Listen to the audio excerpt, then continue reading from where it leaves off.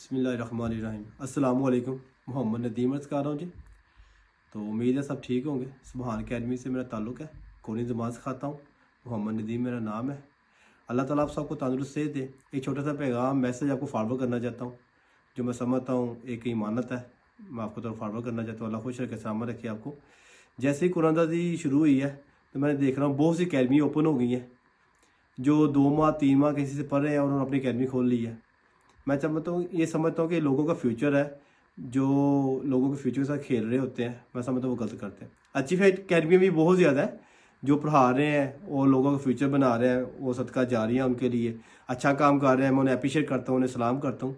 अच्छी अकेडमी भी है, मगर मुझे तराज उन अकेडमियों से है जो 2 या 3 माह या 6 माह या 3 माह किसी से पढ़ आते हैं और अपनी अकेडमी खोल आते हैं। मैं उन लोगों से, मेरा मैसेज है, पैगाम है, तो अगर हो सके तो ये काम ना करें, क्योंकि लोगों का फ्यूचर होता है। लोग अपना फ्यूचर लेके अकेडमी में जाते हैं, उन्हें नहीं पता उन्हें आता है कि नहीं आता। जैसे इंग्लिश में ए फॉर एप्पल होता है, बी फॉर एप्पल नहीं होता। कोई बंदा बी फॉर एप्पल कहेंगे, हम कहेंगे उसे इंग्लिश नहीं आती। इसी तरीके से कोरियन ज़बान ऐसी है, आप उसे जज नहीं कर पाएंगे। कोरियन में कैसे जज कर पाते हैं? अगर जज करने का तरीका मैं बताता हूँ, किसी के पास जाएँ, उसे पूछें आप कोरिया कितनी देर रह के आए हैं, और हो सके तो उसका पासपोर्ट देख लें। उसके पासपोर्ट पर वीज़ा लगा होगा, वीज़े से पता चल जाएगा बंदा कोरिया रह के आया कि नहीं आया। और दूसरे नंबर पर जो 2 या 3 साल या 5 साल कोरिया रह कर आ जाता है, इसका मतलब ये नहीं वो कोरियन अच्छी बोल लेता है, ये ज़रूरी नहीं है जी। 5 साल रहने से या 3 साल रहने से कोरियन नहीं आती जी, ये आपको बता दूं मैं। और सोचें, जो 5 साल रह के कोरियन नहीं अच्छी बोल सकता, जो यहाँ से 3 माह सीख के किसी अकेडमी में कैसे कोरियन अच्छी बोल लेगा? तो आप अपना फ्यूचर ऐसे बंदे के हाथ में देके अपना फ्यूचर ज़ाया कर रहे हैं, जो आप सोच कर आते हैं कि या मैं बाहर जाऊँगा, अपनी ज़िंदगी बनाऊँगा, अपने माँ बाप की, बहन भाइयों की ज़िंदगी बना सकूँगा। और अगर ऐसे बंदे के हाथ में अपना हाथ दे देंगे जो सिर्फ 3 माह किसी से पढ़ के अपनी अकेडमी खोल के बैठा हुआ है, उसे उतना ही आता है जितना उसने सीखा हुआ, इससे ज़्यादा नहीं आता। इसलिए काबिल टीचर का होना बहुत ज़रूरी है। किसी काबिल टीचर के पास जाएं जो आपकी ज़िंदगी बना सके। और इंग्लिश कोरियन में कहते हैं हंगुमाली योरो काजी गुनावायो, हंगुमाली योरो काजी गुनावायो, ओंजे ओदी सो होती के माल है जी, सोदा बो में हाल सुन गयो। माल, ये बात कब कहाँ क्या इस्तेमाल करनी है, जब इस्तेमाल करते भी पता चलता है। हंगुमाल और पिछी आना आयो, मुश्किल नहीं है मानने के छेदरों फेवो में हंगुमा छेदरों हाल से, अगर सही तरीके से सीखेंगे सही तरह बोल सकेंगे।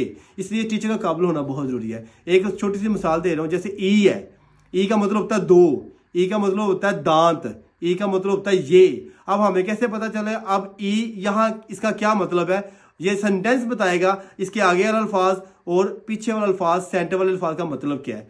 जो आगे और पीछे वाला अल्फाज है, सेंटर वाले अल्फाज का मतलब क्लियर करता है। जैसे फॉर एग्जाम्पल, ई इल ओतो के हेयो, बड़ा क्लियर हो गया, इसका मतलब है ये काम कैसे करना है। अब पता चल गया ई का मतलब ये है, क्योंकि ई काम, ई होता है ये, इल काम, ओतो के किस तरह, हेयो करना होगा, ये काम कैसे करना होगा, पता चल गया, इसका मतलब ये है। अब दूसरी तरफ बात कर रहा हूं, ई जैसे का, ई का कैसे पता चलेगा? इल ई सम, इल का मतलब होता है 1, ई का मतलब 2, सम का मतलब 3, पता चला ये गिनती आ गई है।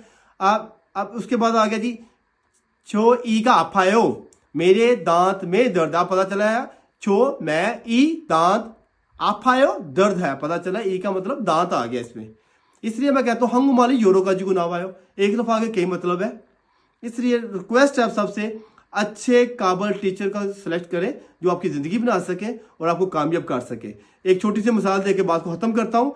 जैसे एक इंसान ने किसी डॉक्टर के पास जाके ऐसे कंपाउंडर 6 माह लगा लिए, साल लगा लिए, उसे दवाइयों के नाम पता चल गए, बाहर की दवाई क्या है, नजरे की दवाई क्या है, बीपी की दवाई क्या है, उसे बीपी चेक करना आ गया। अब उसने अपनी मोहल्ले में दुकान डाल के बैठ गया, लोग उसे डॉक्टर साहब कह रहे हैं, लोगों को नहीं पता ये काबिल डॉक्टर है भी है कि नहीं है।